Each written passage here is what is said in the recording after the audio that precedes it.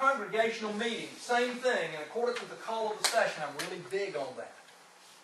How does a congregational meeting occur? How does a congregational meeting occur? Session calls it. So make sure that that's stated in there. And then if it's the annual meeting, I usually put the citations in the book of order that require the annual meeting. And I also mention the corporate charter, because our corporate and bylaws say that, and the book of order, says that you can do ecclesiastical and corporate stuff at the same meeting. So I do that Sunday, February the 9th, at the conclusion of the morning worship hour, for the purposes of, and state your purposes. Very important. If for no other reason, remember, congregation can only deal with the business that comes from the purpose that the meeting was called, and any business that arises directly from that. So you can't go off on a tangent somewhere and all of a sudden decide you're going to pave the parking lot or fire the pastor.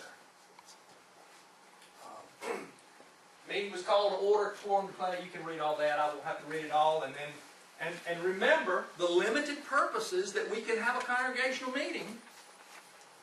I hate to make this a polity course, but anyway, to elect a pastor, or not to fire a pastor, but to agree with his or her request for dissolution. Review changes of call, not approve the budget. Whose job is it to approve the budget? The sessions. Let the session approve their budget.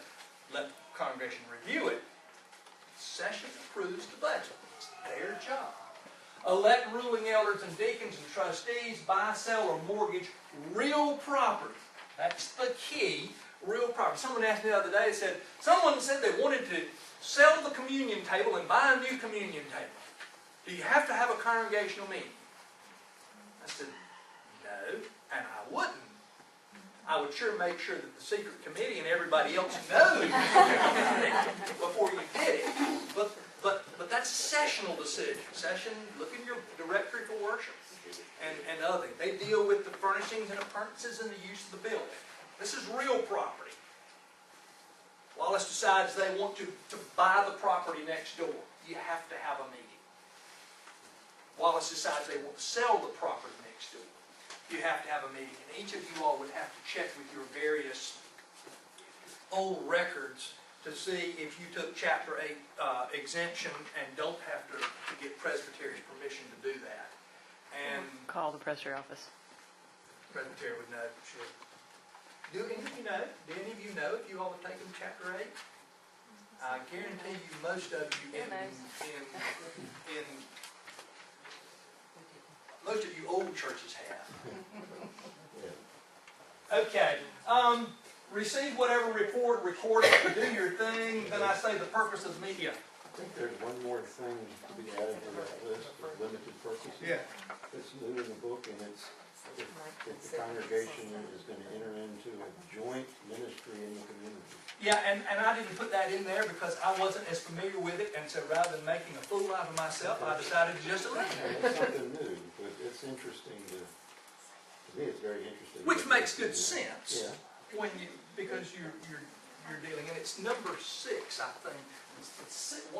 It's the 6th thing, and it's new. It's in your new book of order. It's in bold, and I will refer that to you. Okay, we do all this. Purpose of the meeting having been satisfied. Bloody. We do the benediction, the moderator, and both clerks sign. I don't know how any of you all do it. In Pollocksville, we let the session approve the minutes.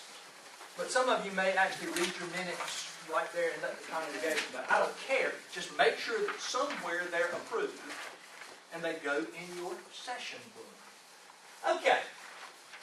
So, the minute book and the rolls and registers.